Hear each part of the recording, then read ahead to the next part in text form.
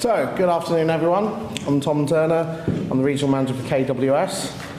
And I hope some of you really do appreciate the sheer amount of pride that I'm currently swallowing being an RAU grad standing behind a Harper banner. Primarily, I'm here to talk about maize agronomy. I'm not getting into varieties. I'm talking purely about maturity, key issues that we see in field, talking about how they can potentially be addressed. And I am going to go back to basics. I'm aware that there are a lot of very knowledgeable people sitting in this room, and some of it is going to sound like I'm telling Granny how to suck eggs. I'm not. It's just making sure that everyone's on the same level as we go through. Okay? So, I'm going to start by explaining maturity. As a company, ignore varieties, don't worry about anything like that. The reason I've got this up here is to just tell you how we group maturities. So on the far right, in the brown, those are what we call our ultra early varieties, the ones that take the least amount of days to reach maturity. And those would be what we would consider maturity from 150 up to 160. And then in the main group, you see which is in green, those are what we call our main crop maturities, ranging from 170 right up to 190. And then in the yellow, the varieties which take the longest to reach maturity, so our late maturing varieties of FAOs of 200 and above. A key thing that really I want to get across is that maturity is not a benchmark. There is no industry standard operated across Europe and in the UK for what maturity is. It is simply a plant breeder's expression of what they believe that maturity to be. We have our own way of doing things at KWS, the likes of Lima Green have their own way of doing things, Pioneer, etc., etc. There is no wrong way of doing it, but it's important to understand that if you're comparing one particular variety with another, which according to plant breeders might be in the same maturity bracket, it's important to understand that they could be different. We'll get on how to differentiate between those later on. But we're going to start with choosing the correct maturity, which is where we see plenty of growers getting it wrong. So choosing a variety, or not a variety, a maturity, typically, which is far too late for the ground that they're working with. And the ground that you're working with, your geography, is the most limiting factor you have when deciding what maturity you should be growing. So the first key consideration we're thinking about is our drilling date. When realistically and practically we can get onto that ground to get that crop sown. Now that could be down to the environment. It could be that we've got light soils which warm up a bit quicker, or it could be that we're on heavier ground which then warms up a bit slower. Or it could be some practical considerations about when the contractor can get round to you. There are certain bits and pieces which we need to consider with that drilling date, and taking a very sensible approach to when you're going to start drilling that maize crop is going to be important in your maturity decisions. And secondly, your desired harvest date. Really good practice is to aim for September. It's that good balance of giving your maize enough time to mature, reach its peak performance, without going too far into the autumn when you're starting to put yourself at risk from pressures, from high rainfall, and ground which is then not easy to travel on. Altitude and aspect, which have a key component of what's going the amount of heat units which can be accumulated on ground. So where how high above sea level your ground is going to have a big impact on the sort of maturity you look at, as well as aspect.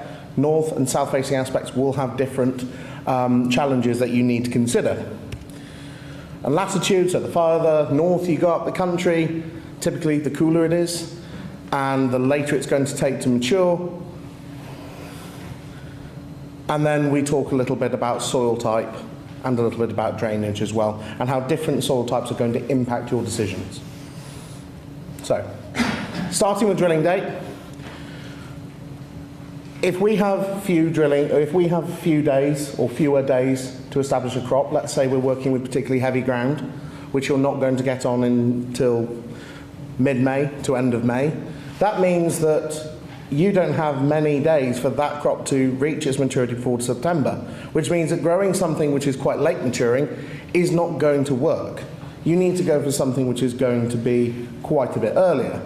Same, and conversely, if you've got light ground, low lying, where you can get in and drill early, in April, for example, you're going to have more growing days available to you. So it's important to take those considerations into account when you're selecting which maturity is correct for you. So, touched on this a little bit earlier, where with an increase in altitude, when you're sitting at sea level, you're going to be able to accumulate more heat units. The further, the higher you go, the less heat units are going to be available for that crop to reach maturity. So it could be that you're still on some reasonably good ground, which is at 600, 700 foot. You might think, oh, okay, I can get away with growing something a bit later. But in reality, that ground is still going to be quite cold. It's going to take longer to warm up. It's going to then require more days to reach maturity for a later maturing variety. So you need to then think, right, well, maybe I need to be going for something that's earlier. You might have been considering a 180, 190. Going for something that's a 170 would probably be your safest option. Aspect as well. If you're a south-facing aspect, typically you're going to pick up more heat units through the course of the year. And that means that you could potentially look at taking the ground that you've said is, okay, it's at a slightly higher altitude, but it's south-facing. I could then adjust my maturity to account for that. But if it's a north-facing aspect, well, okay, that means that I'm at a higher altitude, I'm also north-facing, then maybe instead of looking at that 170, I drop it to a 160.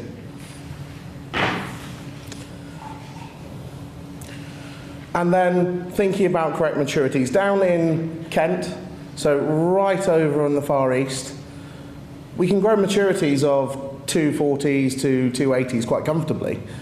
But the further you go north, beyond the Wash, for example, we're then into maturities of 180s, 190s, even on the lightest soil. It's still taking longer to warm up, it's a cooler climate, and we need to account for that. So soil type isn't always the key driving factor when it comes to temperature increases in the soil. It's going to be where you're situated in the country.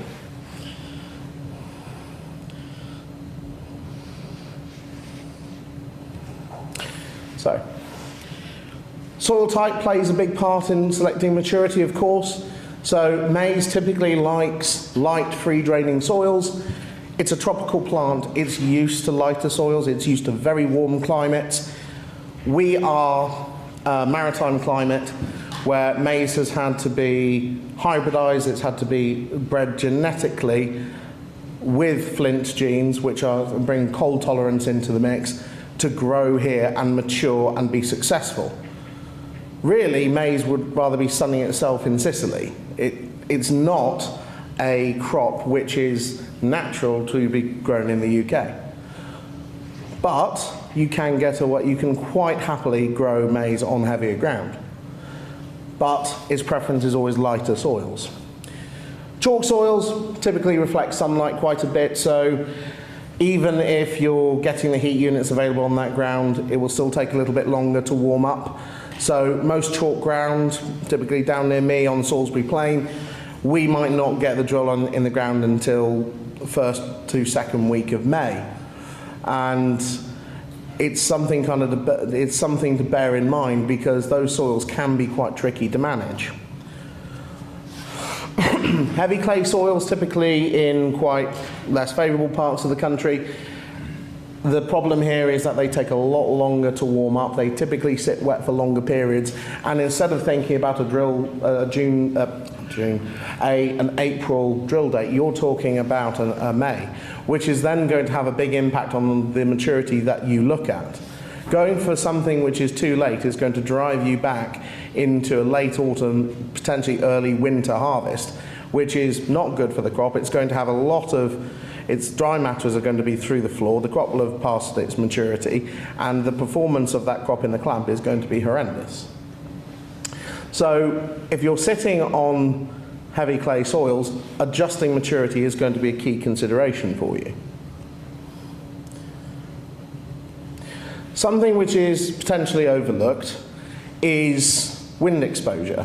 You could have a nice south-facing ground at a low level, but it's very exposed, which means that actually you're going to get a fair bit of wind exposure, which is going to take your average temperatures down. So if you were looking at potentially growing a 200 based on what we've gone through already, you might look at going for a 190 just because you anticipate that the wind is going to have an effect, especially in spring where we can have quite variable temperatures typically. This wind exposure can be a limiting factor. So as well with maize, again, wind exposure can reduce crop height and it also can limit moisture. So another key consideration, if you're looking at growing a big biomass crop, going back a little bit to something that's a bit early maturing could be a good way of managing those risks a little bit more effectively. In an ideal world, a sheltered site, tall hedgerows, tall trees, will protect your crop from wind, storms, and it will limit your moisture loss. Practically, for a lot of growers, they have land which is their best ground, which they use for their maize. So the limiting factor is always going to be the ground that you're working with, and I'm not suggesting that you search for sheltered grounds. We know that most dairy farmers, for example, they don't have that sort of luxury. But in an ideal world, if you do have that flexibility, taking these sort of things into account is going to be valuable to you. So now, question for you guys, based on what we've gone through. Do FAO numbers provide a guide to the maturity of a variety? Yes or no? Come on. Bit of engagement? Yes, good. Okay, wonderful. So, lower the FAO number, the earlier the shortened season it is. If we're thinking about this and how we evaluate this in an independent and practical way, use the descriptive list to benchmark variety. So if you're looking at an early maturing variety on the descriptive list, it will be the one with the highest dry matter content. One with the lowest dry matter content will be the one which is the latest maturing. And higher dry matter, as I said, the lower the FAO. So, are all FAO numbers the same between all breeders? No, good. That is absolutely correct. Just a little disclaimer. We are talking about forage maize today. I'm aware that there is growing interest in grain maize and corn cob mix and that sort of thing. If you want to talk to me about that, we can do that over lunch. But today, the focus is purely on forage maize, which is still occupying 90 to 95% of the UK marketplace. So, going to move on to cultivation drilling considerations. So, I'm going to cover some bits that typically see in field which could be improved, and some management practices that we're seeing from agronomists who are coming in and talking to us about it, as well as what we're seeing in field from growers that we go and see alongside our merchants. So, one thing maize does not like, and we've covered this, it is a tropical plant. It is a very lazy rooter. It needs good soil management. If you put maize into a compacted seedbed, it's going to take longer to establish, it's going to take a long time to put its roots down, and it's going to lose a lot of energy very quickly.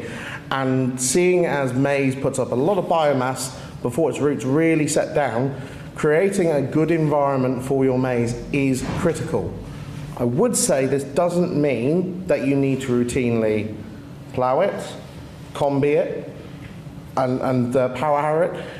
All you need to do is create an environment where that root has free access to penetrate the soil layers. That's all you need to do. And that requires going out and identifying compaction in field, discussing with your agronomist the correct way of then managing it. So, another key bit that we see growers go out and do is that compaction could be identified. They go out and remedy it with a subsoiler, for example, but they go out when soil conditions are not good. So when it's too wet, Instead of lifting soil and creating fractures to destroy that compaction, essentially all they're doing is creating more compaction by just lifting that soil surface, not creating any fissures at all, and going on when it's far too wet.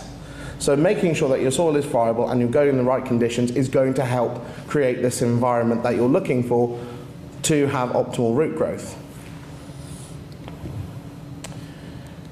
And this comes back to working more in line with your agronomists as well. You only need to do what is suitable to create a clean, fresh, and good seed bed. You don't need to batter your soil every single year. You just need to identify where compaction is, remove that compaction, and create a good seed bed. There are plenty of examples of maize being well established with strip till. There are plenty of examples of maize being highly successful with reduced tillage. And there are plenty of good examples of maize being farmed conventionally as well. But choosing the right system which is correct for your soil type, working with your agronomist more to look at the best way of managing this is going to pay dividends, especially now when we're considering that the cost of establishing this crop is huge. So managing these sort of things more effectively is going to improve your bottom line. Now, this is something that does catch a lot of people out, and it's drilling maize too early. Last year, we had temperatures that were huge early on in the spring. It was a very hot spring. This spring, we have seen temperatures be more sporadic, more of a typical spring, particularly in the west. So a good way of managing your risk, because maize is a crop which does not like cold conditions, and it will get checked with a frost, and it can be checked quite badly. We've seen some quite bad damage this year. Making sure that your soil temperatures are correct before you go and take the drill into the field is going to be very important. A soil temperature gauge, a digital one, a decent one, is 15 quid. You go out in the morning, you put it in the ground in a sheltered spot, and check your soil conditions.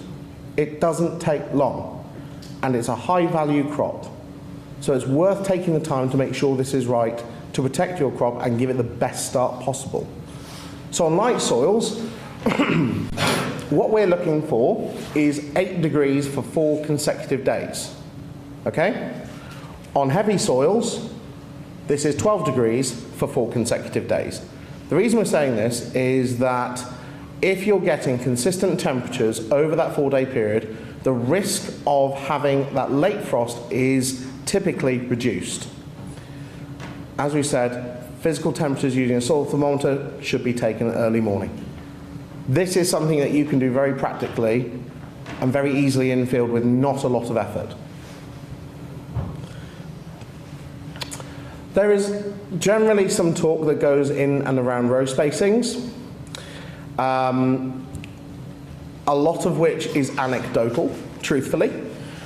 I think that there are some key considerations. I think standard row spacing works almost as well as 50 centimetre row spacing. I think it kind of depends on what your output is going to be. We have not seen any particular yield differences as a company between 50 and 75 centimetre row spacings. What I would say though is that potentially, if you're growing a big biomass crop of an FAO 200 plus, having wider row spacings might improve your light infiltration and also improving competition for moisture within the plants in more droughty areas, but again, that's anecdotal. And on 50 centimetre row spacings, if you're thinking about applying an early foliar feed to your crop, that's going to improve its uptake and your misses. But again, obviously this is anecdotal without any kind of proof behind it. We do see that there's less plant competition on 75 centimetre row spacing, but I think this is more prevalent in those higher biomass crops. Anything that's below FAO 200, 50 centimetre row spacings probably aren't going to be that much of a problem. And If you're in wetter parts of the country where actually managing weed pressures is a factor, 50 centimetre row spacings can improve closing and provide for better weed control, along with a robust pre and post-emergence program. So drilling depth. The importance of getting your drilling depth right is that sometimes we see people who are drilling far too shallow. Now, a key thing with maize to avoid root lodging is to ensure that you're getting your seed depth correct, but also getting enough moisture into that plant. The idea is you want to plant your maize at a depth which means that when it's growing, the buttress root of that maize plant anchors correctly in the soil to avoid root lodging. And then the next part is making sure that you're drilling to moisture. So typically, in April to early May, regardless of soil type, going into depths of 3 to 5 centimetres, and as we progress through the season, early to mid-May, that's 5 to 7 centimetres, and then from mid-May to end of May, 7 to 9 centimetres. And I'll stand by that. Avoid June drilling. Maize shoots up very, very quickly, puts a lot of energy into growing and maturing, and the quality of the plant is gone. Typically, you see a reduced quality when you drill that late. There's a lot of radiation that's around, there's a lot of heat, there's typically a lack of moisture these days that we've seen over past seasons, and you're not giving the maize a good enough start. So if you're planning on growing this crop, do it properly, do it at the right times, pay more attention to it. So seed rates. So on sheltered sites, we typically see seed rates of 100 to 110,000 seeds a hectare. Now, the further you go through the season, you should decrease your seed rate to reduce plant competition, but I'll come on to that a little bit later. If you break that down over an acre, that'd be 40 to 44,500 seeds an acre. On exposed sites, so we're talking about sites which have more wind exposure and potentially that's going to strip moisture out of the soil, you'll want to reduce your seed rate a little bit. And also on those windier sites, by reducing your seed rate, you're also improving the stem stiffness of that plant. So reducing your seed rate back a bit to protect plant stiffness, regardless of the variety that you're going for, is going to ensure that your crop does not have the stresses of trying to maintain structure during some late summer, early autumn storms. And we break that down into seeds an acre as well. Okay, so fertilisation. I'm not going to talk to you about fertiliser rates, I'm going to talk to you about common things that we see missing in field from agronomists and merchants that we work with, as well as going out in field ourselves. So, a common mistake that we see with many is applying N too early and in the seed bed, and or in too little amounts applied. So this year, case in point, we've seen a huge rise in fertiliser prices, which has started to soften. But this has meant that growers who are under pressure from poor milk prices and cost of inputs going sky high have reduced their fertiliser inputs, but not based on a nutrient management plan. It's been based on what they believe they should be applying. This is where you start to see a huge reduction in quality of your product. You're spending an awful lot to get this into the clamp and get more milk from forage. If you're not spending money on the nutrition that the crop needs, you are going to lose out on a huge amount of quality. But also, thinking about treating maize like a cereal. Thinking about applying incrementally through growth stages in the season, using sap testing to identify key nutrients that are missing. Really, what you see with nitrogen as well as sulfur is they are highly mobile nutrients. So they are readily lost in the soil profile. And as such, applying everything too early, front loading if you have heavy rain, or by the time that crop is needing to access those nutrients, they can be gone. So it's important to do things like sap testing to identify when nutrients are being lost and to then replace them to make sure that your crop is going to reach its peak performance. You're going to get the starch yield that you need per hectare, and you're going to get the dry matter into the clamp. A key bit, really, from this is sulfur. Sulfur is readily forgotten about in maize.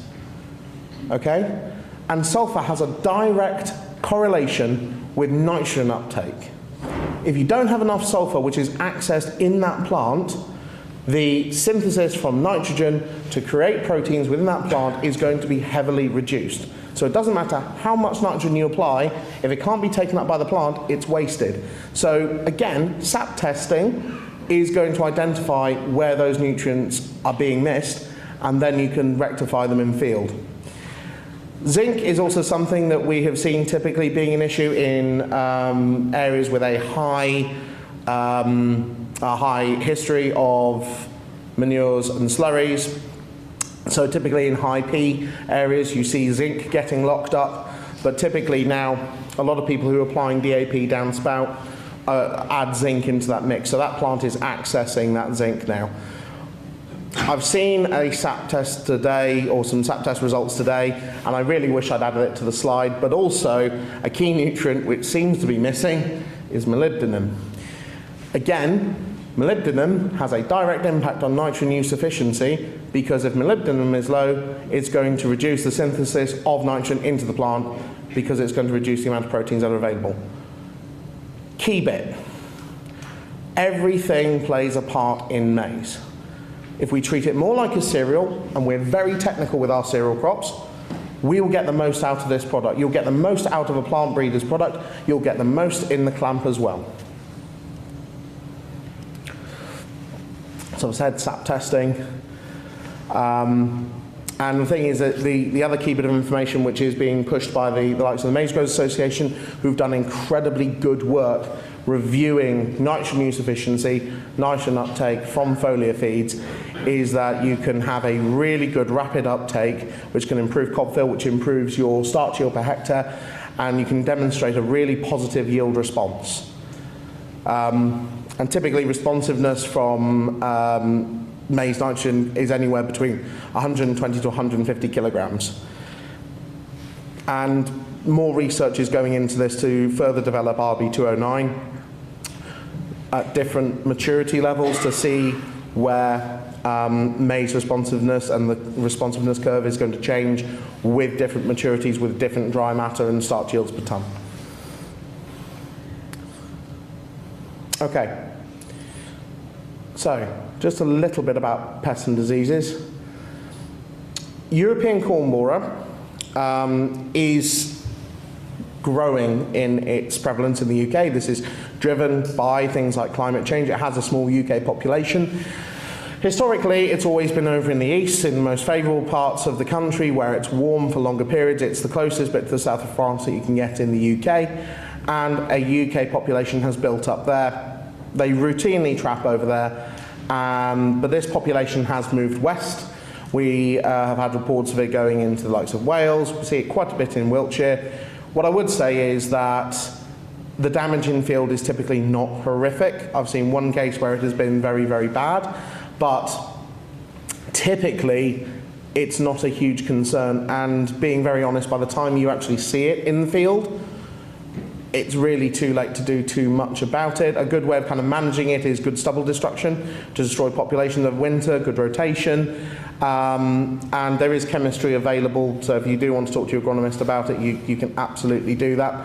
But there is a key distinction that we need to talk about, because there is a pest which has entered the UK and has grown in prevalence over the last few weeks. But a key bit with European corn borer is that the damage is very distinctive.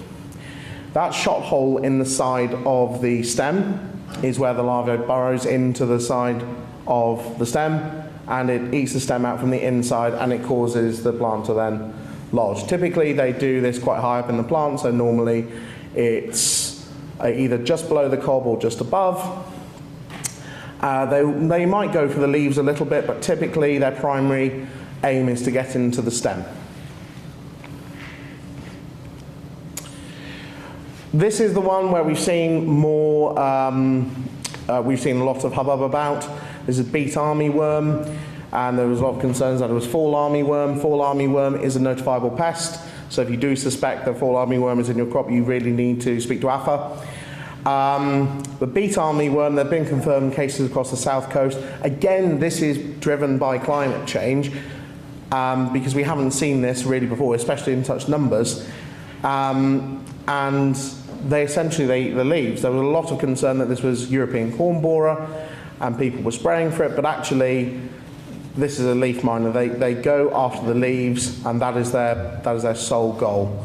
So they cause quite distinctive window pane damage, and the damage then, they eat the holes out and they will become larger and larger. Really, a lot of these plants will be going through rapid growth at this point, so they'll grow through it, and by the time the larvae have matured, the plant will be long gone and away. In very high and severe infestations, you may want to use an insecticide, but again, consult your agronomist.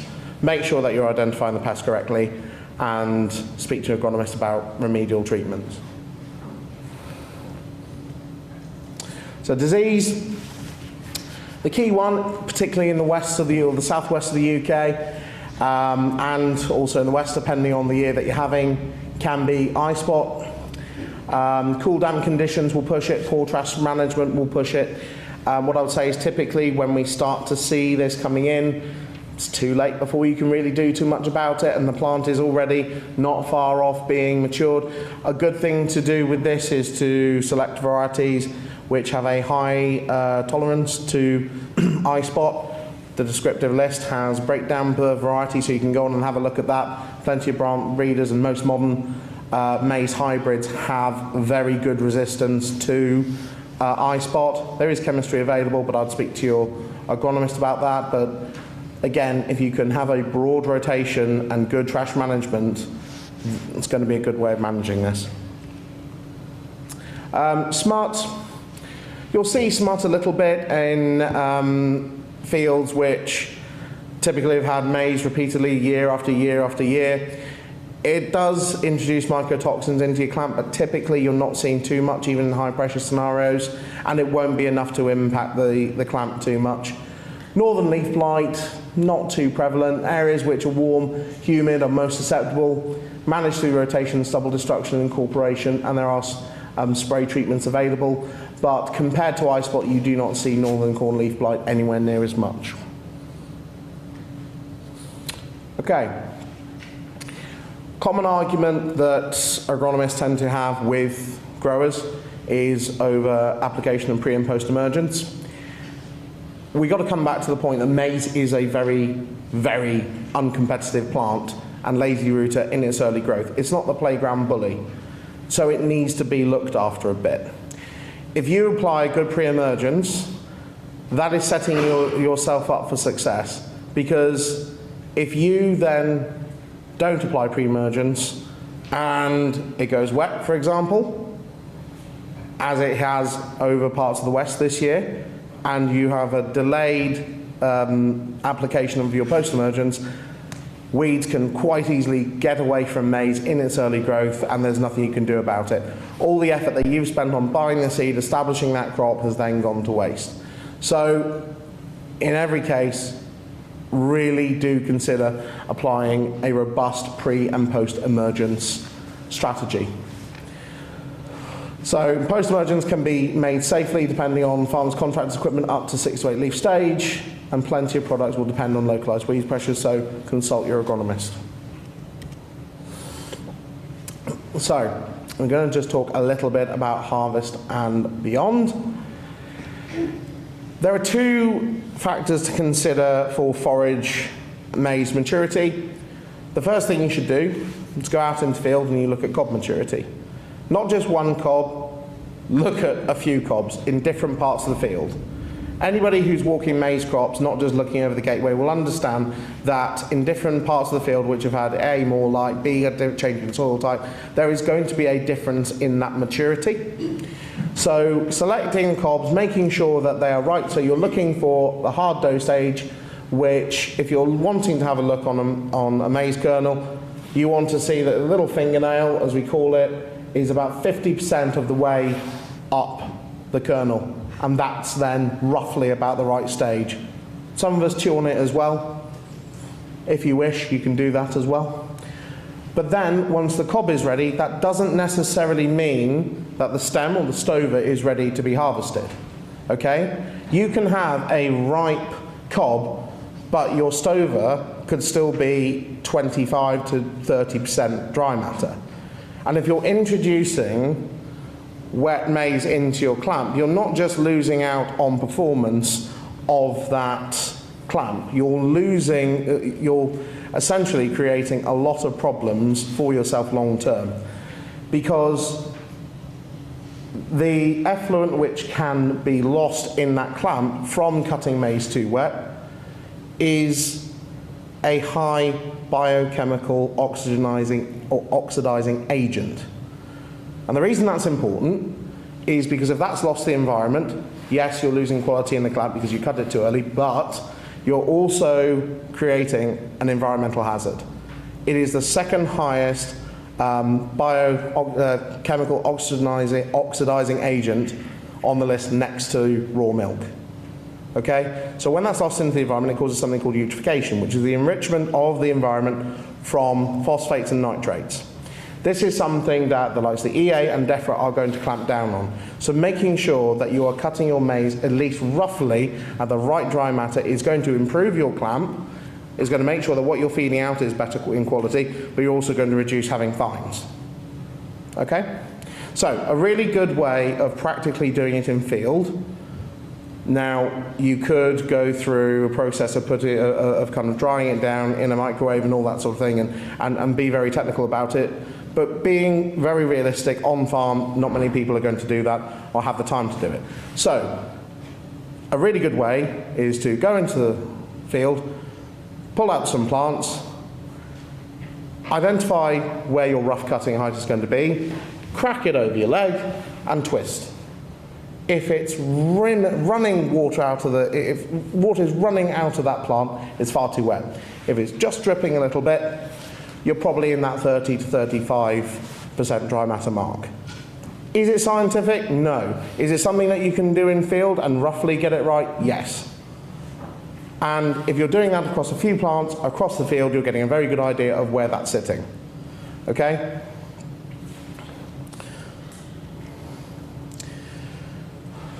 A few harvest do's and don'ts.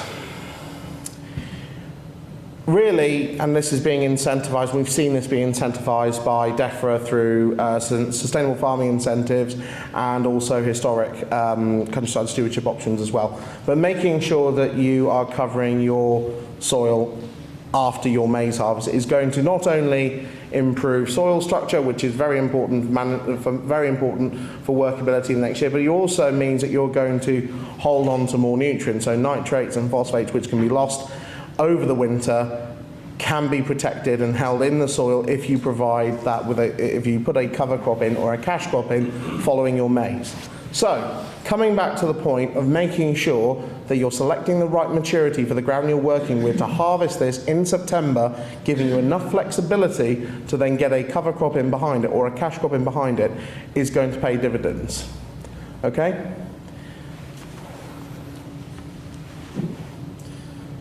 So the key takeaways before we go for lunch. Seed rate. Now we touched a little bit on seed rate earlier, and I said the later you go in the season, the lower the seed rate should be.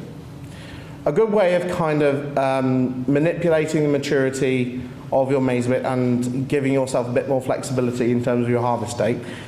An example of this is if you buy your maize, you've gone for a maturity, let's say 180, and your plan was to get it in the first week of May, but it's rained.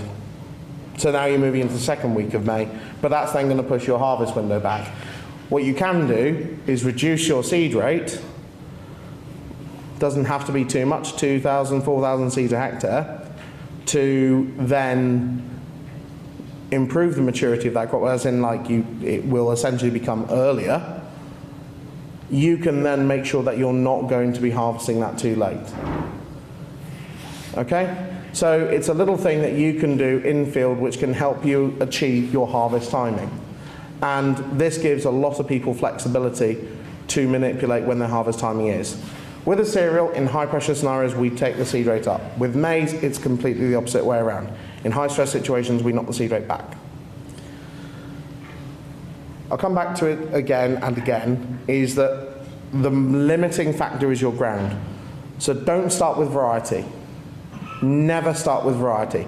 Start with maturity and then select a variety which suits your end market within that bracket of the maturity that you've decided. Okay? You can go for the best, all singing, all dancing, topping the descriptive list variety, but if it's on the wrong ground, you're never going to see the performance of it and it's a waste of time. And also, not all maturities are equal.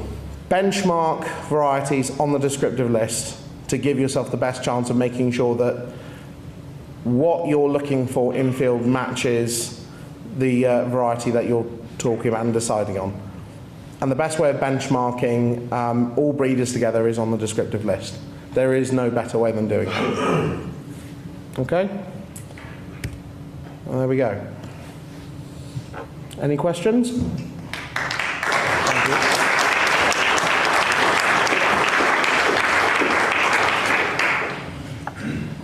you. We have time for a couple of questions so that we can have some lunch as well today. Thank you, Tom. That's all right.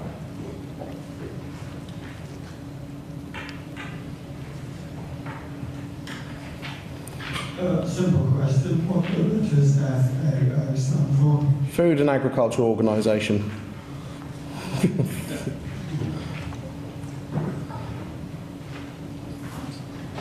Any more questions? Oh, sorry, there you go. What's your opinion on use of nitrogen fixing bacteria? Is that I've seen some independent trials which show that there is a bit of an improvement, but it is very product dependent, and without wishing to slander anyone, I won't comment too further on specific bits, but with certain products there seems to be an improvement. But I would say that there's not enough research there available at the moment to definitively say yay or nay. And also as well, fungicide use in forage crops in maize. Do you ever see much use of it, any benefits? I'll be honest. Sort of mycotoxins as well? I'll be honest. I think realistically, if you're selecting a variety with high tolerance, so something like high tolerance to eye spot, for example, which is the most prevalent that you see, you don't generally see many people needing to apply any chemistry. But again, if you're in a high pressure area, speaking to your agronomist is going to be the best way of kind of getting around that, because it is very scenario dependent. Thomas, do you have many growers coming to your standing power and writing for choosing the right variety? Yeah, 100%. 100%. So, is that what I have list? Yes. Yeah. So that is all on the descriptive list. Generally speaking, actually, again, across plant breeders, standing power is much better than it used to be. So most modern products are absolutely fantastic, regardless of breeder. Thomas, just the question there. In Ireland, across the pond, 85% or even 90% of maize is grown under plastic, and it's the biodegradable plastic. It's improved over the years. It's not the stuff that gets stuck in ditches around the countryside anymore. But are we doing the right thing or the wrong thing? Because I think it's a historical thing, and as varieties have changed and got better, I think we're still keeping the status quo and going with the plastic, because the majority of the seed sold in Ireland, it's sold by the same guys that sell the plastic. So I'm just wondering, are we doing the right or the wrong thing, you know what I mean? Because looking at it here, and from all the slides that you've seen, and you never mentioned plastic throughout your presentation, so what's your thoughts on that? Scenario dependent. So I do work in Ireland, and you can have some really good results growing out in the open with very low maturing or very early maturing varieties. I still think that there is a place for it, and in the very, very marginal ground, I can understand why people would take advantage of plastic, because it gives you plenty of security. But I think that realistically more and more people should be trying early maturing varieties just to at least give them a go, because if you can save yourself a cost, I'm trying to choose my words very carefully not to throw that particular company under the bus. But you should at least give them a go to see if you can do it. You go into potentially a lower seed rate to make sure that you're bringing that maturity back a little bit. It's something that is certainly worth trying. And as plant breeders, we are bringing varieties into the marketplace which are earlier and earlier. So that there is no reason to suggest that in 5 to 10 years' time we won't have maturing varieties which can be grown completely out in the open in particularly challenging environments like you're seeing in Ireland. I think it made sense when the plastic was cheaper, but now it's gone to 300 an acre. And Yeah. you're getting about an extra ton and a half fresh yield from it, maybe 2, Yeah. best case scenario. So a lot of guys they're thinking that over and saying, is it worth that 300 for the extra yield that I'm getting? And with plastic prices at the moment, maybe it's not, you know.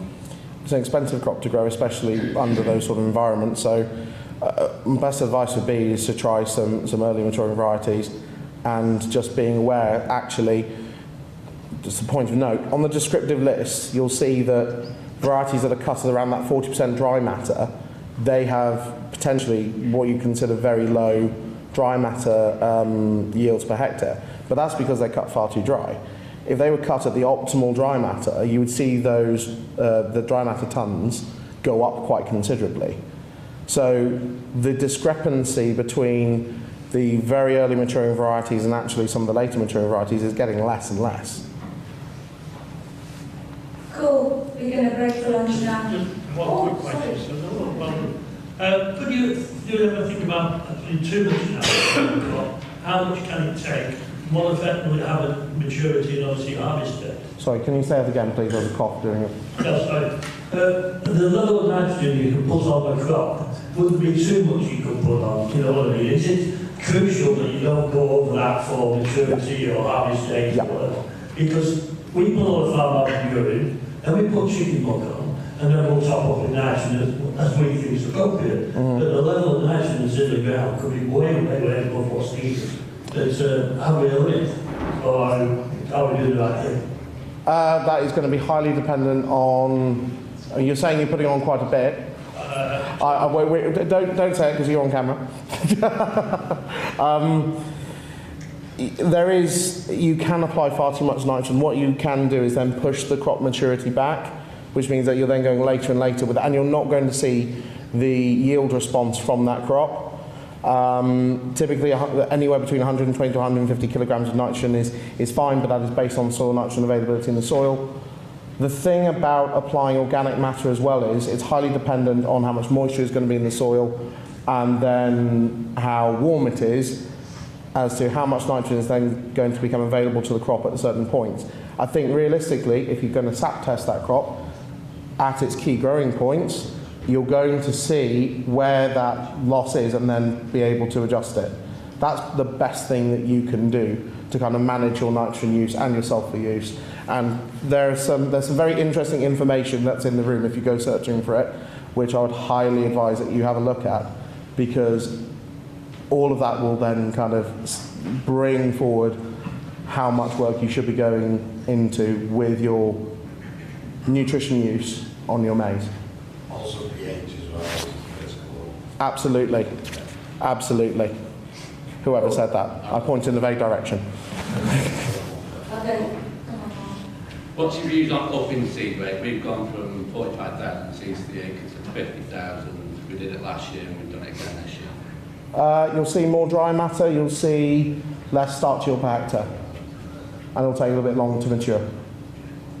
Yeah, but with the dry weather that we had last year and this year, there's no problem with maturity at all. Yeah, but what I'm saying is it'd be later than if you had a lower seed rate. That's basically all I'm saying.